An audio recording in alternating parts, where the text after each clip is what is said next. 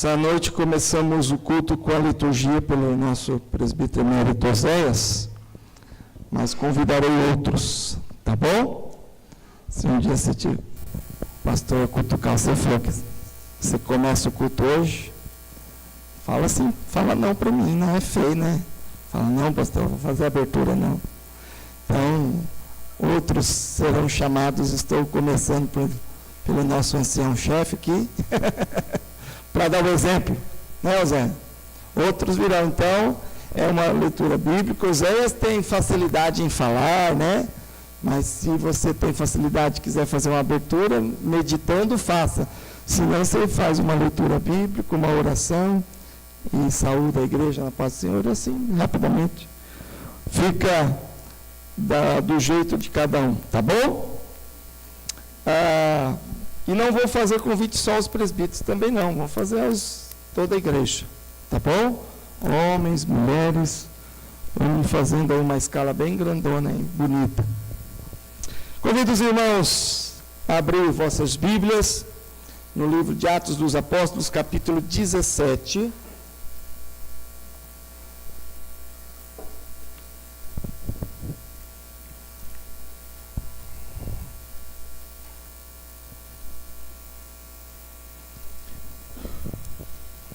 Falamos muito naquela série de relacionamento com Deus, e avaliando aquela série eu percebi que faltou alguma coisa na intimidade com Deus, no se achegar com Deus, em obedecer ao ide de Deus. Então nós temos aqui no capítulo 17 todo o livro de Atos. Se você quiser estudar o livro de Atos dos Apóstolos, você dá uma fugidinha aí da classe das mulheres, dos homens, né, e vai lá estudar com os jovens, que nós iniciamos domingo passado e hoje continuamos na lição número 1, estudando o livro de Atos dos Apóstolos. Venha lá com a gente, tá bom? Se o seu professor ou professora liberar, se não, fazer o quê, né? Então, nós jovens estamos estudando o livro de Atos, e hoje eu vou pegar aqui o capítulo 17, a partir do verso 32. Final do capítulo 17, vamos avançar até o início do capítulo 18, ok? Uns zombavam, outros creem. É o título que está sobre minha Bíblia, minha tradução. É a primeira parte que diz, verso 32, quando ouviram falar de ressurreição de mortos, uns escarneceram, e outros disseram, a respeito disso, te ouviremos noutra ocasião. A essa altura, Paulo se retirou do meio deles. Houve, porém, alguns homens que se alegraram, a ele creram. Entre eles estava Dionísio, o Areopagita, uma mulher chamada Damaris, e com eles outros mais. Glória a Deus. Daqui a pouco eu avanço o capítulo 18. Amém? Oremos mais uma vez. Pai de amor, diante da tua santa palavra, nos debruçamos com temor, e às vezes, ó Pai, nossas pernas, nosso coração tremula diante do teu poder e tua graça. Então fala conosco, nos orienta, nos traga a tua direção, em nome de Jesus. Amém e amém. Você já teve a experiência de falar expressamente assim de Jesus para alguém, fazer um convite a alguém para uma salvação, ou já teve a oportunidade de abrir a Bíblia e dizer para alguém, olha, creia que essa é a palavra de Deus. Você já teve a oportunidade de falar do plano da salvação, do amor de Cristo, do que Cristo fez na sua vida? Não vou pedir para levantar a mão quem não tem, mas quem já teve essa experiência de falar do plano da salvação, do amor de Jesus para alguém, levante a mão. Quem já teve essa oportunidade? Quem já teve essa oportunidade de falar assim, de convidar alguém, se aceita Jesus Cristo? Já teve essa oportunidade? Não foi a maioria, viu? Mais ou menos ficou quase a metade. Irmãos, nós temos que oferecer alimento a quem tem fome. Se eu não me engano, foi o ano passado, né, que eu falei daquele texto sobre sede, matar a sede. Acho que o Marcelo lembra, né, Marcelo, quando nós comentamos bastante sobre este assunto. Irmãos, o nosso povo, o mundo, está com sede da palavra, fome de Jesus. Só que o mundo, que ainda não o conhece, é que nem criança, que precisa comer legumes, mas não quer comer legumes. A mãe quer, torrar ali um brócolis, uma abobrinha, porque isso é nutriente, vai dar vida, vai fazer bem para aquela criança. Só que ela detesta. E se a gente escutar o detestar do mundo, a gente vai, mas eles não gostam, vão continuar sem. E por isso vão para o inferno sem. Nós temos que saber que alguns crerão, outros não. Como pastor, eu fico assim admirado do profeta Jeremias, de pregar e Deus falar para ele: fica em paz, porque não crerão na tua mensagem. Eu já ia brigar com Deus, então para que eu vou falar? Então por que eu vou falar? Se ninguém vai crer. Que graça tem nessa brincadeira? Já pensou? Naquele caso, era um caso específico. Hoje, uns crerão, outros ainda não. Mas não cabe a nós, como diz muitas vezes pastor Jeremias Pereira de BH, a contabilidade de Deus. Se ele vai crer ou não vai crer. Cabe a nós falarmos. Ele pode até não gostar de brócolis, mas nós temos que colocar na boca. No filho a gente força, né? No evangelho não. Mas a necessidade de precisar de um alimento saudável e um alimento que vai trazer até mesmo vida, ele vai continuar precisando. O adulto, o jovem que você tenta pregar para Jesus para ele e ele não escuta, não é porque ele está bem sem Jesus. O mundo não está bem sem Jesus. Olhe para ele, liga a televisão, leia o jornal e veja como o mundo está ruim sem Jesus. Sem Jesus existe corrupção, sem Jesus existe aborto, sem Jesus existe adultério, sem Jesus há violência, de o tipo de violência, contra a mulher, contra homossexuais, com facada, sem facada, não importa, violência de todos os tipos, violência verbal. Sem Jesus a casa desaba. Então nós estamos vendo muitas casas desabarem e nós não estamos levando alimento que salva. Nós temos que levar alimento que salva. Alimento, não sei se vão gostar, se querem, se crerão ou não crerão, não importa, mas Paulo estava pregando, uns escarneceram. Talvez você tenha vergonha de escarnecerem de você, tirar sarro. Agora você era mó sem vergonha, beberrão, falava um monte de besteira, agora você vem dar um de crentinho. Era. Põe um ponto final numa história, explica. É assim, agora é diferente.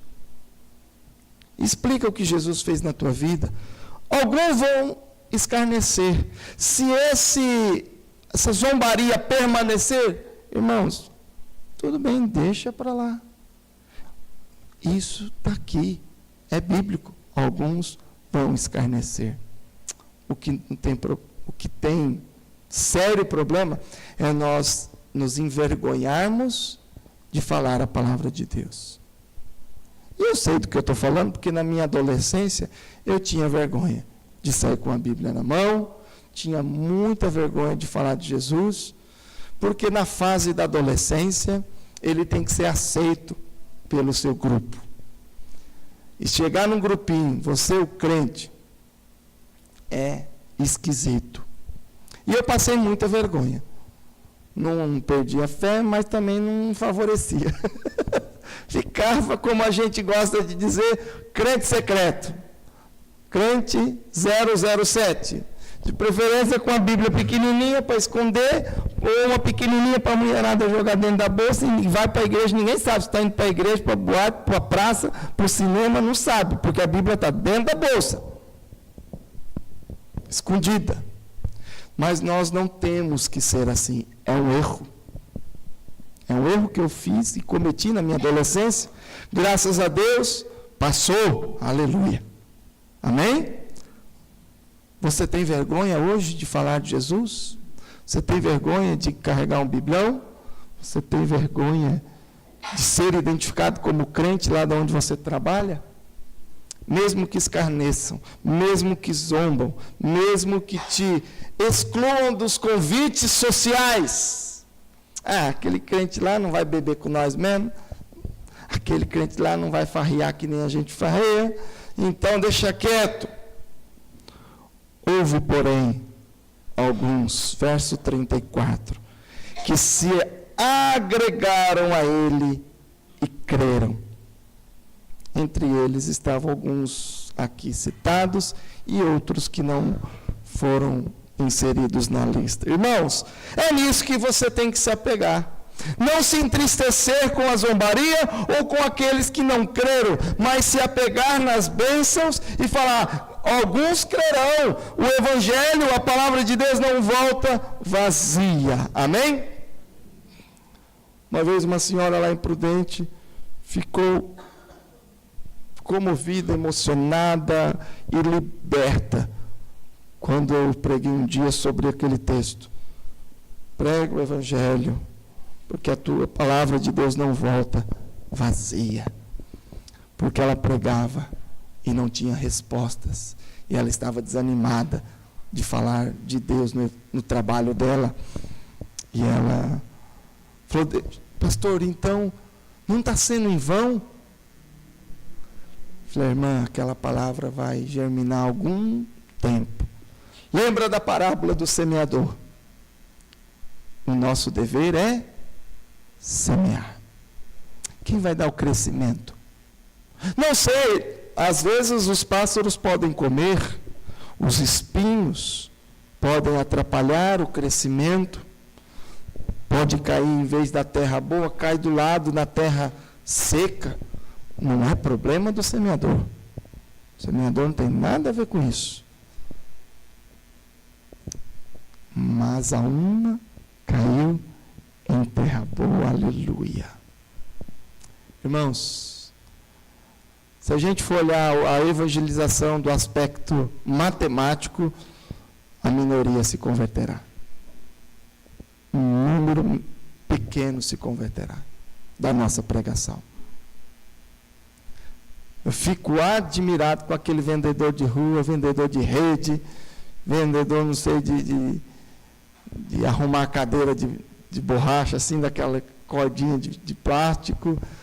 Povo que bate de porta em porta e quantos nãos e quantos sims esse tipo de vendedor de rua recebe durante o dia. Eu digo para você que eu acho que eu não ia dar conta disso, não.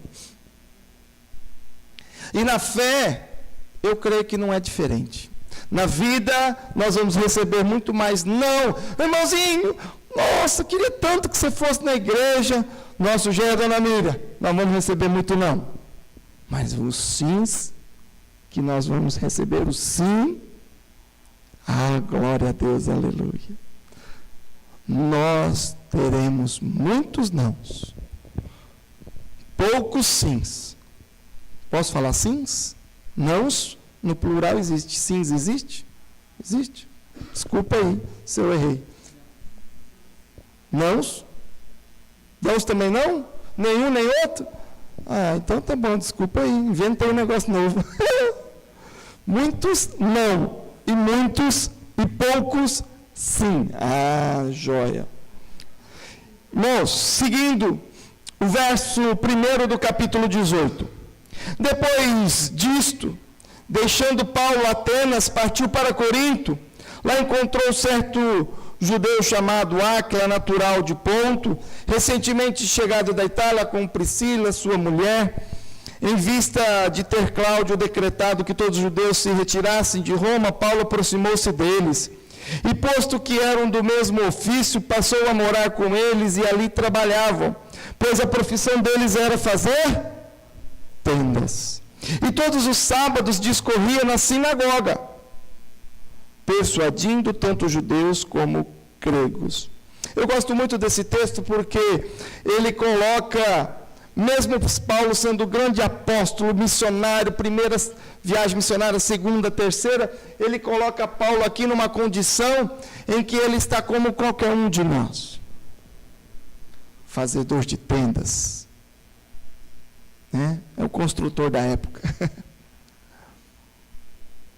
Porém, no sábado, ia para a sinagoga pregar e falar das verdades de Jesus. O que você faz durante a semana? Constrói tendas?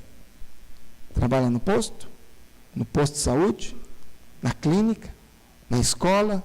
No comércio? Fazendo coisa gostosa para não comer e engordar, né, Caio? Glória a Deus.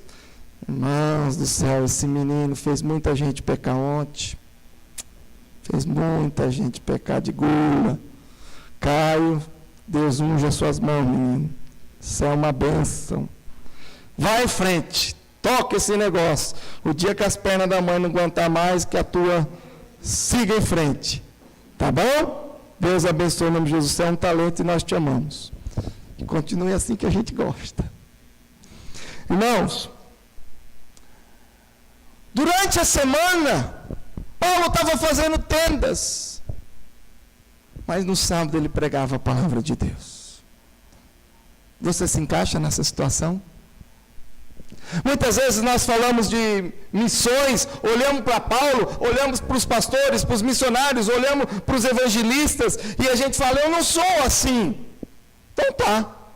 Mas nesse período da vida do Paulo, ele era tanto quanto você. Nesse período, ele estava, no ministério pastoral a gente fala, ministério parcial. Não é, Mauro? Ministério parcial. Nesse tempo, ele não era integral no evangelho, na pregação. Nesse período, ele era parcial, porque parte do tempo construía tenda e parte do tempo pregava o evangelho. É assim que todos nós devemos ser. A diferença minha como pastor, dos missionários e etc., é que eu estou vivendo, pregando e trabalhando no evangelho de tempo integral. Porém, todos nós, todos vocês, devem pensar como Áquila, né?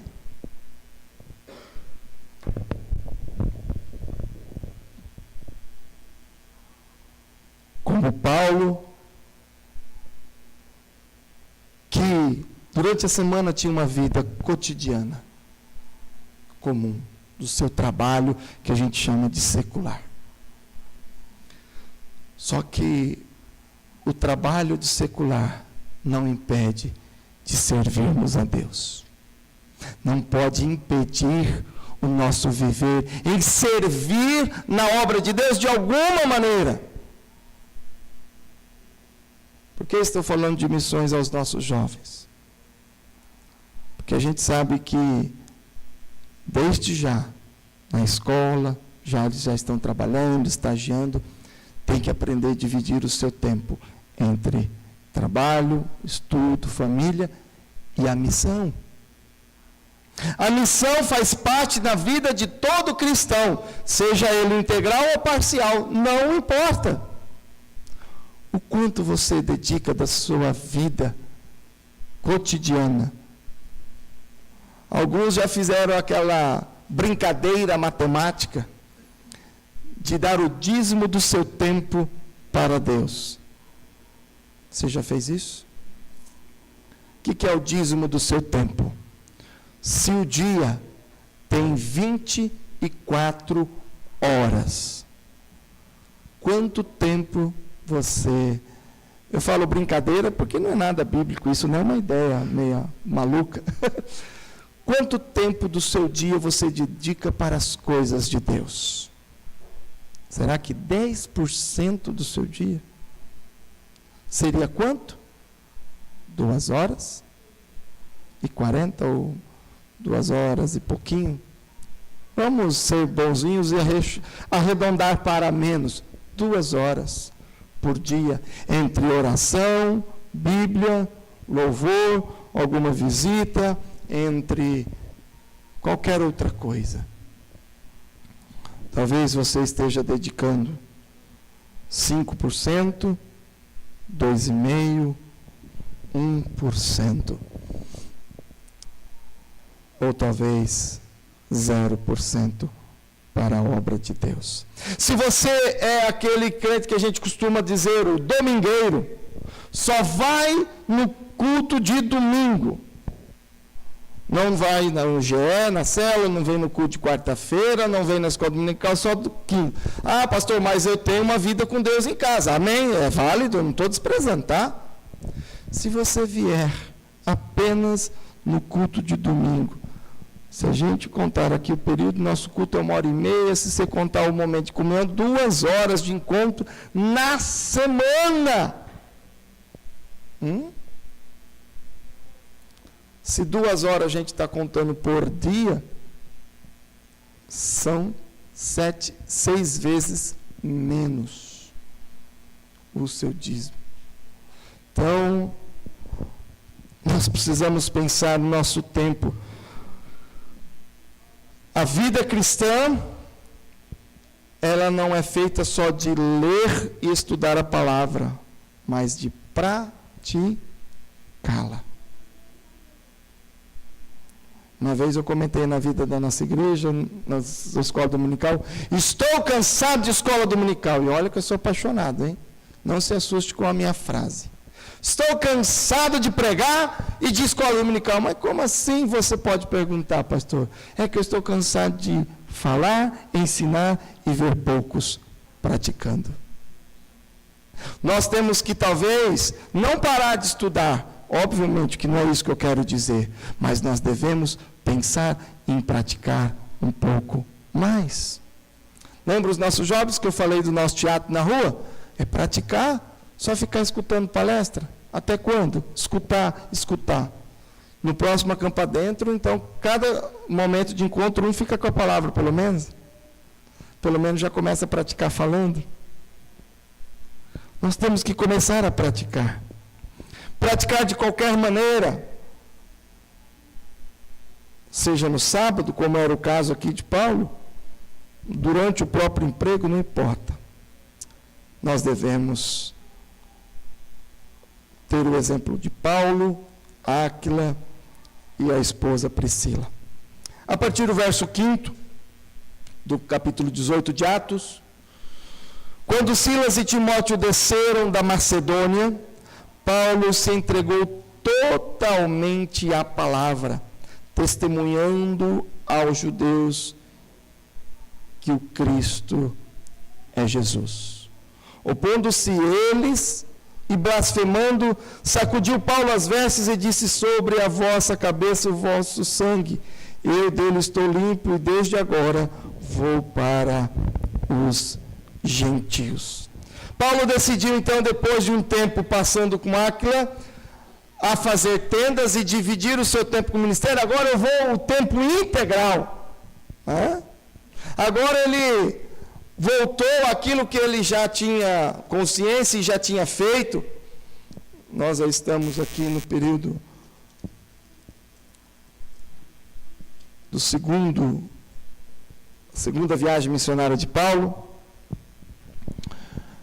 Já tinha feito uma bela caminhada, E agora, na segunda, ele fez essa pausa, construindo tendas, mas também não deixou o ministério.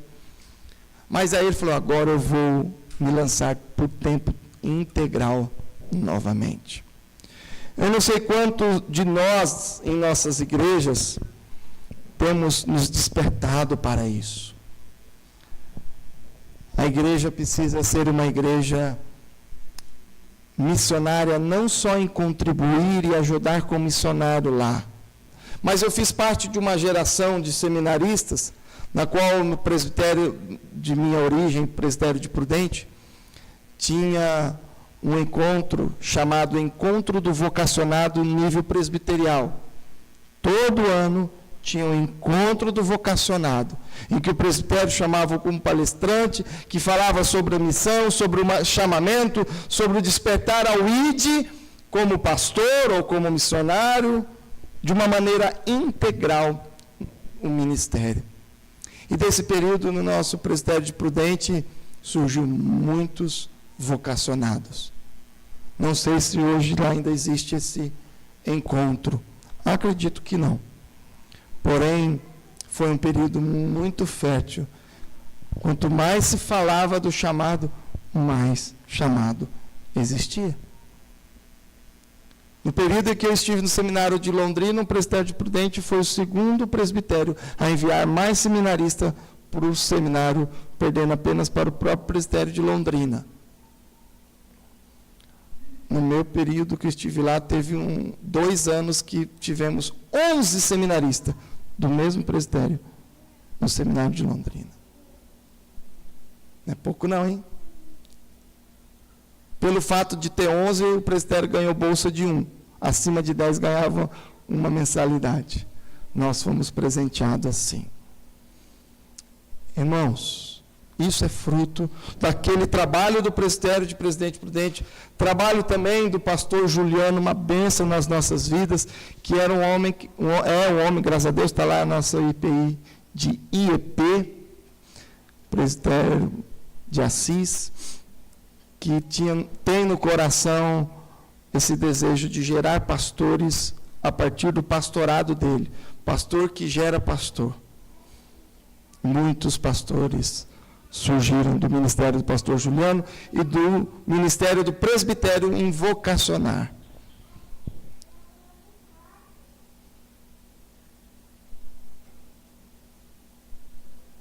Da nossa igreja, me ajudem aqui. Saiu o pastor Elton, né? O seu primo é daqui? De Irapuru? De Irapuru? Daqui, quantos filhos da igreja saiu? Elton?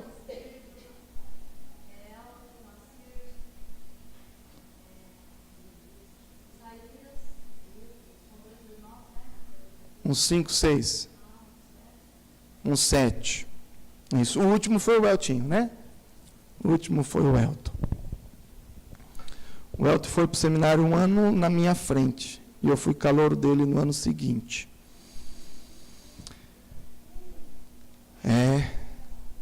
Já foi uma geração. Elton, na época, solteiro, agora casado, filhos. Já tem uma próxima geração surgindo. Dessa próxima geração, quem será?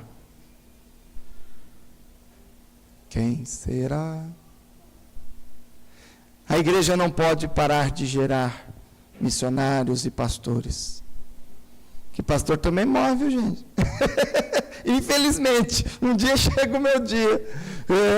Ou felizmente, não tenho crise com isso, não. Vai ser uma bênção e para a glória. Irmãos,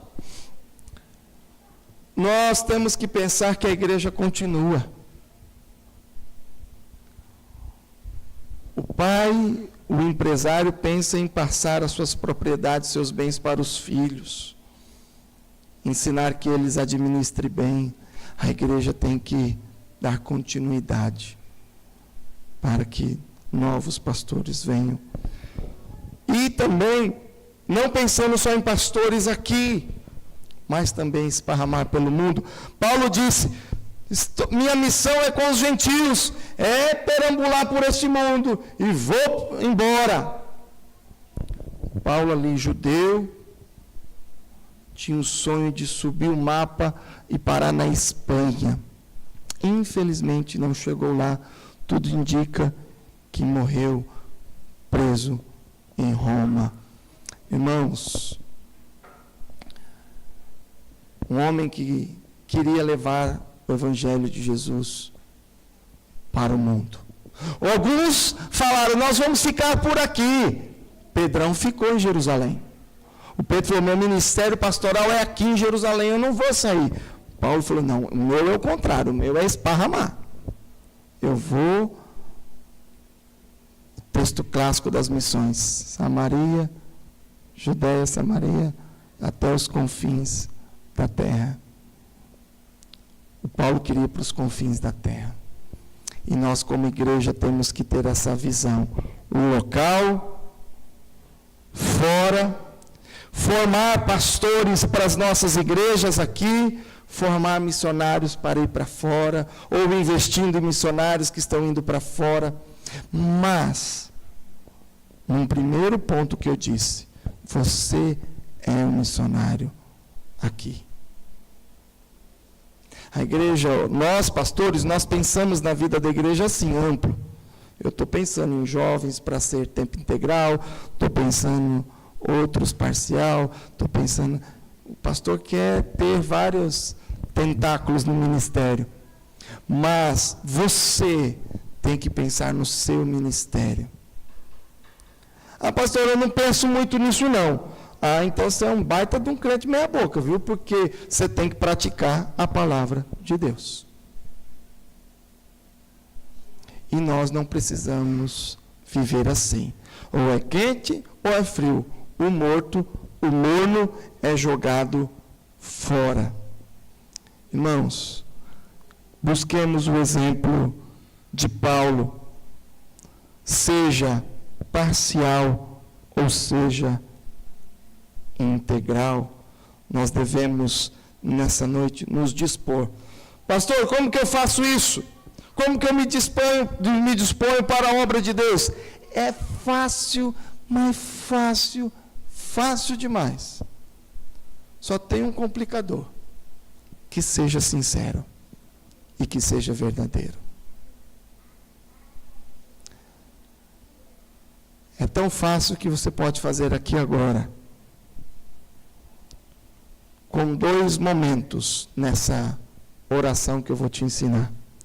Primeiro, arrependa-te por não ter servido ao Senhor até hoje. Arrependa-te de ter sido um crente meia boca, né? Meio, como a gente brinca, pica-fumo. E não está servindo e obedecendo a Deus. Gosto muito de ouvir a pregação, gosto muito de aprender, mas eu não estou, está que nem caixa d'água sem torneira. Só enchendo, mas não tem torneira para derramar o fluir do Espírito de Deus na vida de outros. Primeiro, se arrependa. Segundo, se disponha. Faça como Isaías. Eis-me aqui. Eis-me aqui. Envia-me. Envia-me. Como Pedro, que largou, Jesus vem, largou a rede e foi. Esse foi por tempo integral, largou a rede, largou a sua profissão. Alguém vai ter que largar. O Haroldo pode achar louco, mas eu era louco para ter uma pizzaria. Sonhava ter uma pizzaria. Misericórdia, Haroldo. Não é fácil, não. Eu tinha um sonho. Tinha alguns projetos. Queria trabalhar no ramo de alimentação. Foi o melhor ramo que eu trabalhei, que deu certo. E eu queria. Aí, mal comecei minha carreira profissional, trabalhando com outras coisas ainda. Tinha acabado a faculdade de administração. Aí vem Deus com esse chamado. E me cutuca e me arrebata. E vou te colocar em outro lugar. Falei, tá bom, valeu. Valeu. E os meus sonhos de fazer consultoria, administração, e acabou tudo, parou, esquece. Alguém vai parar com isso. Eu olho muito o exemplo do missionário Pedro lá do Borel, do Rio de Janeiro. Ele trabalhava na Bolsa de Valores do Rio, daqueles doidos que ficam gritando lá, aqueles malucos que deve ser um estresse danado. Ganhava mal não, largou tudo. Alguém larga. Mas eu não vou falar para você que você precisa largar. Você precisa apenas se entregar para falar de Deus. Para Deus, me usa onde os meus pés estão plantados. Não precisa plantar os seus pés em outro lugar. Alguns vai arrancar e vai enxertar em algum canto. Mas não são todos. Daqui da nossa igreja, quantos vão se tornar missionários e pastores? 2, 3, 4, se muito. A maioria vai continuar aqui em Tupi Paulista. A maioria talvez vai ali só em Pau d'Alho, né? E já volta. Algum vai para Guata e volta. Pertinho, mas está aqui. Deus não quer você longe, quer aqui mesmo. Porque tem muita coisa para fazer aqui. Não sei o que Deus quer para a tua vida, mas muitos já têm a convicção de continuar onde está. Que essa convicção seja alimentada agora do agir de Deus. E que quer ser usado por Deus é ser cheios do Espírito. Senhor, enche-me, Espírito, mais que cheio quero estar. A gente canta que é ser cheio de Espírito. Para quê? E eu faço uma brincadeira com as palavras. Para ser obeso espiritual, vai enchendo, e não usa para nada. Essa gordura espiritual tem que ser queimada, exercitada na obra de Deus. Não adianta obesos espirituais, só cheio.